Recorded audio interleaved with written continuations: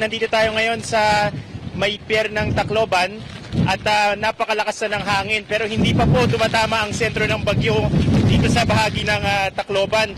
Ito po ay yung papalapit pa lamang na bagyo at batay dito sa direksyon ng ating hangin, ito pong Yolanda ay nandito po, no? Dito po sa karagatan at diretso tumutumbok dito sa bahagi ng Leyte kung saan tayo nagla-live ngayon na ATV dito sa bahagi ng Tacloban.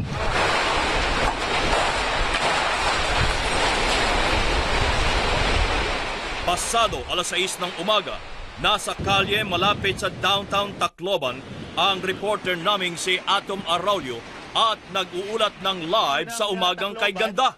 At kasalukuyan na ang binabayo ng malakas na hangin itong syudad. Dito lang tayo sa mga gilid ng mga building para makapagkubli ng konti. Pero sa ngayon, kailangan ko lang ilarawan sa inyo yung nararamdaman nating lakas ng hangin dito. Napakalakas at kung mapapansin nyo nga halos wala na tayong makita dahil doon sa kasama niyang ulan na kung ano-anong direksyon na dinadala nitong malakas na hangin. Dito sa going downtown, sa magkabilang bahagi ng kalsada, marami ng mga nagkalat na debris at hindi pa tayo sigurado kung ano yung mga lugar na napinsala nitong bagyo.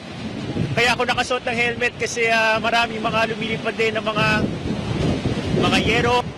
At dahil tumitindi na ang lakas ng hangin at buhos ng ulan, may nabuting bumalik na sa loob ng gusaling tinitigilan ng news team si Atom. Makalipas ang halos 30 minuto, nag-report uli si Atom ng live mula na sa loob ng gusali. Dito sa aking likuran, ito yung building na ating sinisilungan. Kung mapapansin nyo, merong mga harang na sliding na gate, na bakal, pero sa likod niya merong salamin na nagkanda, basag-basag na. Kung makikita nyo dito sa sahig, nagkalat yung mga basag na salamin. At maya-maya bumubugso yung napakalakas sa hangin at kailangan nga kaming medyo lumayo dun sa mga bintana dahil sa pag nababasag siya, tumatalsik yung salamin. Nasa ikalawang palapag ng gusali si Atom nang dumungaw siya sa bintana, ang kalsadang tinayuan niya 30 minuto lang ang nakalilipas. Ganito na ang itsura. Ito na yung palagay ko, ito na yung storm surge natin dahil sa kung kanina nakatatayo pa ako dito sa lansangan sa labas, ngayon ay hanggang tuhod na yung tubig. Ito po ay malamang galing po sa ating karagatan na nandito lamang sa aming likod. Ito po yung posibleng storm surge na ang taas po ng tubig. Palagay ko ay pambihira itong ganitong nangyayari na tumataas yung tubig dito sa downtown Tacloban. Sa magkabilang bahagi nitong ating kinatatayuan, talagang wala na tayong makita. Siguro mga 10 feet, 20 feet lamang.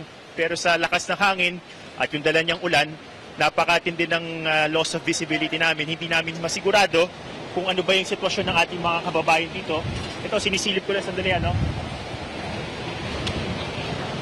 Wala na talaga tao sa mga kalsada.